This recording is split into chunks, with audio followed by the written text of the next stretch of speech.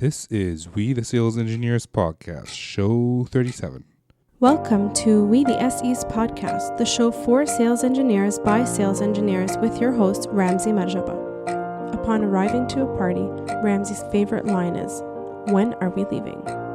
Hello, SE Nation, and welcome to another podcast. Happy New Year.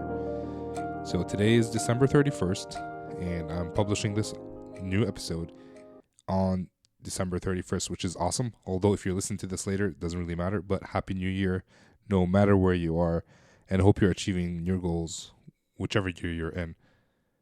Whether it is finding a job as an SE, hitting your quota, bench pressing 300 pounds, or whatever it is, I hope you're achieving your goals.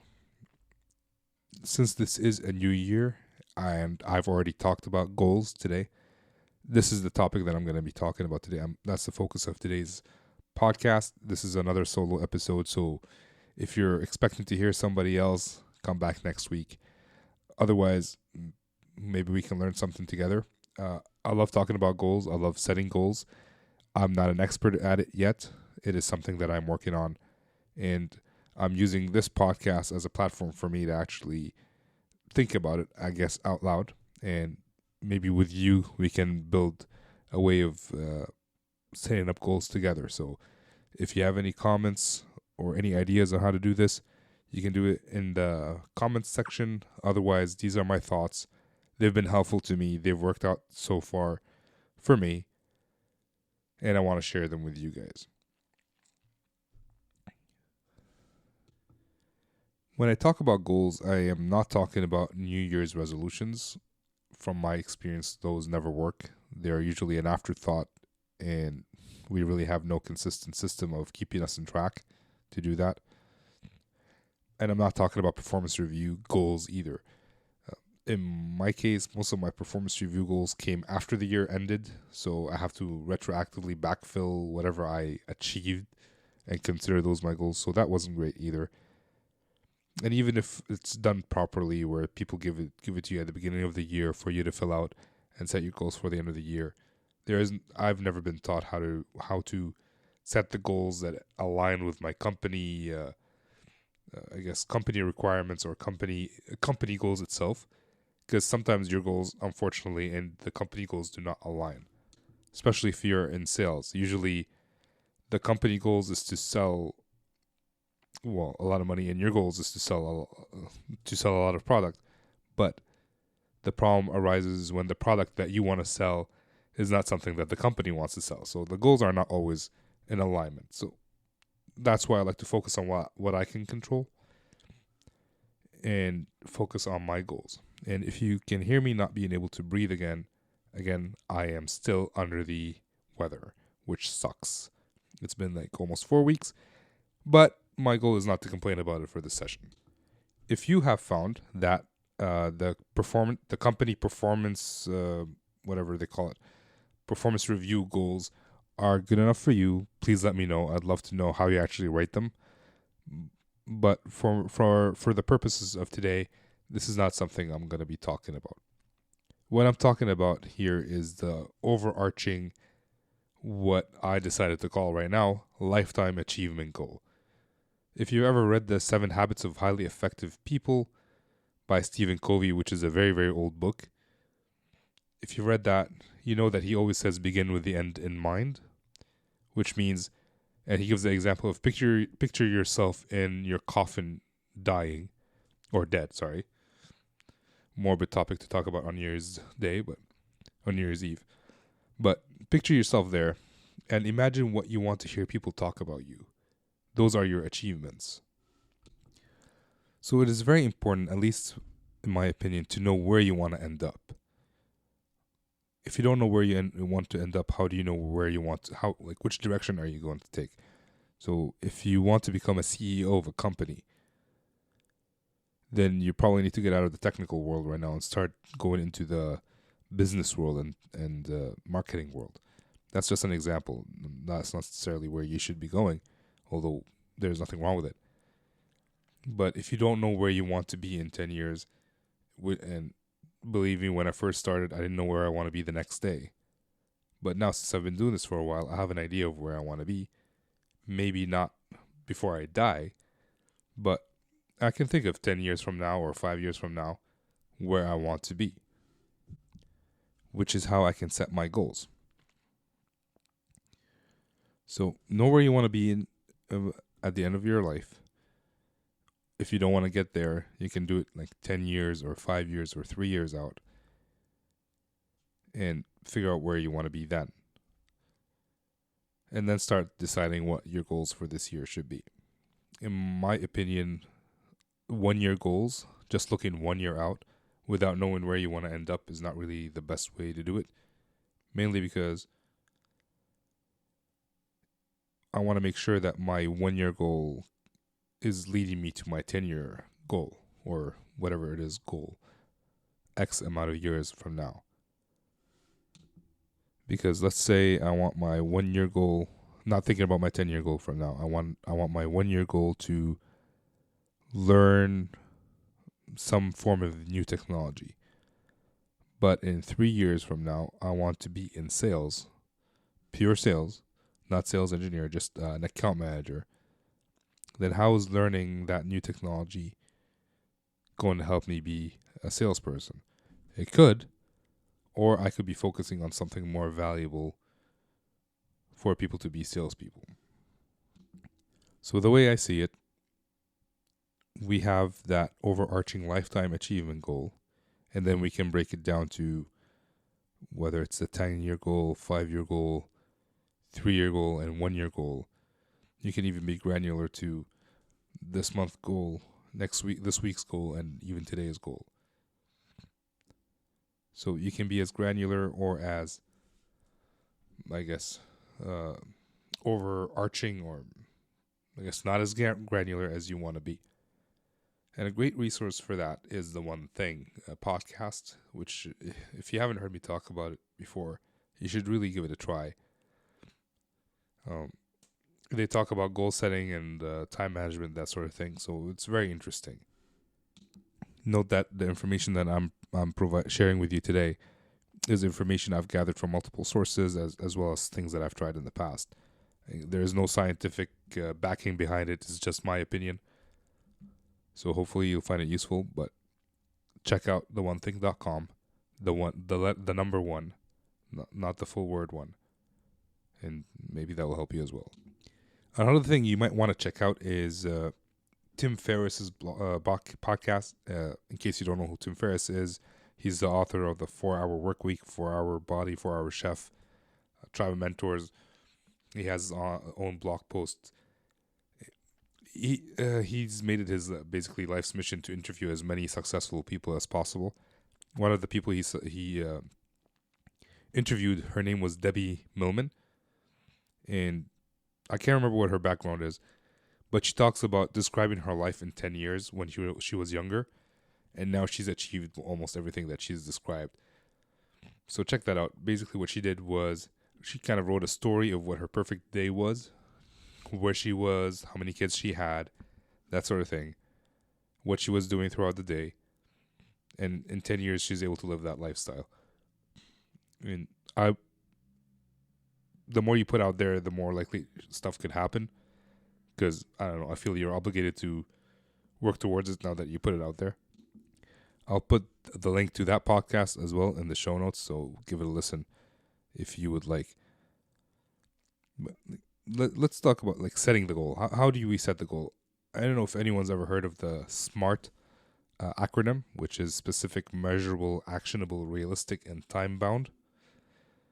Almost everybody advocates for that, and I personally do not like it. Because I'm pretty sure when Arnold Schwarzenegger was in Austria lifting logs or whatever it is that he did there, he never thought it was achievable to become the governor of California. So, or realistic. So I don't like that term, realistic, because your realistic might be different than mine. And if everybody thought realistically, nobody would be anywhere. We'd all still have carriages, or be amazed that we have fire. But we still have to have these goals that are measurable. So if you want to set yourself a goal, let's say you want to hit your quota next year, your quota is X amount of dollars, that is something that's measurable and you can work on. Or let's say you want to talk to 5 customers a day. That's a goal. That's a measurable goal. And we'll talk about that specifically a little bit later. So when you do pick goals, let them be specific. Know why you want to do those. If I found that, so last year I created my own plan of what I wanted to do this year, and I wanted to read 12 books that year, 2018. I don't think I achieved that. I have achieved a little bit, but my biggest problem was with my goals is that I wrote down exactly what book that I wanted to read. The problem with that was halfway or within this second month, I started reading a book. So I can't remember what the first book was. I read Getting Things Done as the second book. The third book I wanted to read was First Things First, which was pretty much a rehash of Getting Things Done. So I ended up skipping that. So there goes my plan. And then there was a bunch of books in there that were not very helpful to me where I was at in my life. So I didn't read those either. So it was measurable. Yes, I was going to do 12 books. It was realistic. I could read 12 books a year. Should not be hard. Measurable, yes, 12. There you go. Actionable, I'm just repeating myself at this point. Was it fun? No, it was not fun. It was not fun reading 2 books of the same kind back to back. It was not, the books that I picked for myself were not fun, were not helpful to me in my career at that time. So when you pick a goal, make sure you want to do it. So some people enjoy running marathons, but if you've never run a marathon in your life and you will not enjoy it, it's not that type of thing. I will not enjoy running a marathon. I would rather go squat, like go to the gym and lift weights on my back, and might seem stupid, but for me, marathon running is not really the greatest thing that I could do. So if I set myself a goal to run a marathon by April of next year, that is not going to benefit me anything. I'm not going to enjoy it. I'm going to hate every second of it. Some people enjoy the challenge of the marathon more than the marathon itself, and if that's what you enjoy, by all means do it. I'm just giving an example of when you pick a goal that will actually benefit you in towards the future. So for me, right now, I'm going to read, again, I'm going to try to read 12 books. Most of them are related towards sales engineering, sales, presentations, technical stuff. So they're all geared towards where I'm living versus some abstract thing like First Things First, where basically the whole gist of the book is do the most important things first. Okay, I read a book for that. Great. All right, I'm back from my tangent. I don't want to talk about this anymore. Basically, pick something you love and move it on. Another tip that I have is write them down.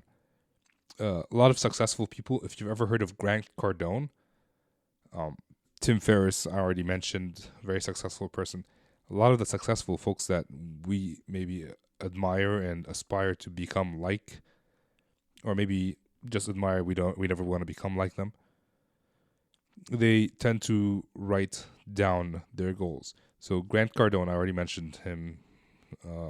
He writes his goal. He has a yellow legal pad, and I'm not stalking him. He talked about this. He actually writes his goals every day in the morning when he wakes up, and every day at night before going to bed. Tim Ferriss has a notebook or a journal called the 5-Minute Journal, in where you write 3 things in the morning you write your goals, and then at night, I can't remember exactly, but I think you write down 3 things you're grateful for, how your day went, that sort of thing. So writing them down on a daily basis is helpful. I know folks at The One Thing talk about their plan. They have their weekly plan where they just carry it around in their notebook, and they know exactly what they want to do to achieve their goal. Something else that I enjoy doing, or I've learned to do, is to carry it with me. Mainly because when I write it down, All right. Well, this is the story. I wrote it down. I stuck it to the wall by my bed. My wife gave birth, kicked me out of bed, and it's been stuck to the wall in a room that I don't go into unless I'm changing my clothes. I haven't seen it in forever, and my son just ripped it off the wall. My 10-month-old son, who is, by the way, the reason I was kicked out of bed, my bedroom. This is too much information, I know, but whatever. So, if I had it in my pocket, in my wallet, I actually know what my goals were. So today I was talking to you about the 12 different books that I'm going to read. I don't even know what's on the list. So carry it around with you, whether it's on Evernote or just a piece of paper that you stick in your wallet, whatever it is, carry it with you, keep it with you, know what your goals are. If you don't remind yourself what your goals are, you're not going to achieve them. I do apologize if I am sounding preachy. It's not my goal. No pun intended. It's just something that I'm passionate about, and I've done these mistakes throughout my, I'm still doing them. I'm learning from them. This is what I'm going to do next step. I am going to print out my goals. If I can laminate them and keep them with me, I'll do that. Otherwise, I'll just stick them to the new Rocketbook that I bought and see how that works if I stick it there. And so next thing I want to talk about is sharing versus not sharing your goals. And there are two schools of thought, or at least two different researches that people talk about. One saying that if you share your goals, you're more likely to achieve them. And another one says that sharing your goals, you're more likely to think you achieved them even though you didn't, and you'll be happy with it and you'll never achieve them. So again, too much information. We're in the world of too much information, or the information age, as people like to call them. And there is always conflicting information. The way I see that, I will only share what my goals are with people who will keep me accountable. So when I first started this podcast, I shared with my wife my goal to have 40 podcast episodes published before the end of the year. And although I didn't hit the 40 podcasts published, this is show number 37, which, by the way, means show notes are on show 37. You'll find the links to the previous post that I talked about there. But I didn't hit 40, but I still hit 37, which is, considering I started with 0, that's a major positive thing that my wife was able to help me accountable for. And also, in addition to the 37 podcasts, I published, I think on Thursday was blog number 15. So she helped me remain accountable. I did not share that goal with anybody else. So because of that, I think I've been able to achieve this. Now for work, whether if you're already an SE and you have an SE partner that you work with, you're friends with, and you can keep each other accountable, share your goals knowing that you will keep each other accountable. But if you're just sharing a goal for the sake of sharing a goal, I don't know how much use that would be. By all means, try it and let me know how it goes. I like accountability versus just sharing. In my notes I have, are you sharing for accountability or are you sharing for bragging? And if you're sharing for bragging, you're a little bit early. Achieve your goal, then brag about it. Now, always have your lifetime achievement goal in the back of your mind. Remember why you're doing what you're doing. And this could be for more than just work.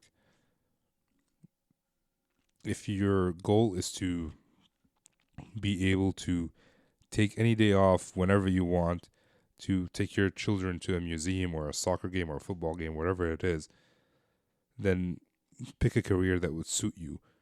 Whether it's like a very flexible career or some like you own your own business, whatever it is, just make sure that your life goals at home mesh with your goals at work. And something they talk about on That One Thing podcast is, if you are married, if you have a spouse, set goals together for what you want to achieve together. Because if you're setting your goals alone and your spouse is either setting or not setting goals, alone. It would be way better to have it together so that you can actually work together to achieve what you both want versus fighting against each other to each achieve what you want separately. So, and like setting goals is fun, but a lot of times goals, the question is, how are you going to achieve your goals? So you want to hit your quota. That's your goal. How are you going to achieve it? Well, in order to achieve it, you have to break it down into something way, way smaller. And these are habits that you build, not goals that you're achieving. You're building habits that will help you achieve your goal. So it's always good to actually have I like to write down a list of habits I want to build. Obviously, well, not obviously, but last year, I didn't really have a lot of good habits that I built over the year. And this year is going to have to be different because if I'm going to be able to juggle personal life, podcast life, plus blog, plus webinar, plus YouTube, which I'm going to start, plus book club, plus all that, plus my work life, which is second to my family, I should have habits to be able to do that. And I want to share with you a couple of quotes. I have no idea who said those, but I've heard them so many different times. One is perfection is not an act, but a habit. And the other one is you don't choose your life, you choose your habits. So your habits can show you how successful you're going to be in the future. And some people are able to build the habit within a day. For example, stop smoking cold turkey or start eating well all of a sudden. Others might need to build gradually for that. If I might be like the latter, where I need to build gradually my habits. And keep in mind that building your habits is very much affected by the people around you.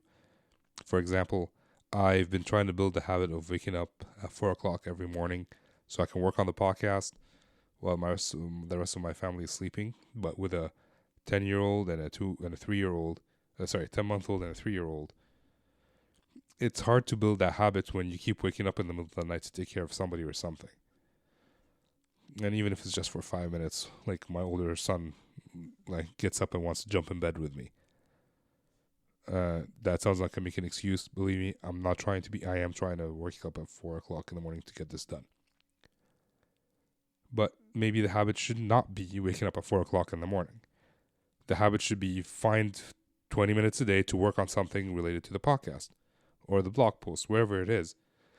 Or maybe the habit could be more organized about what you're doing and know what you want to do. So you're going to have to find whichever habit that works for you.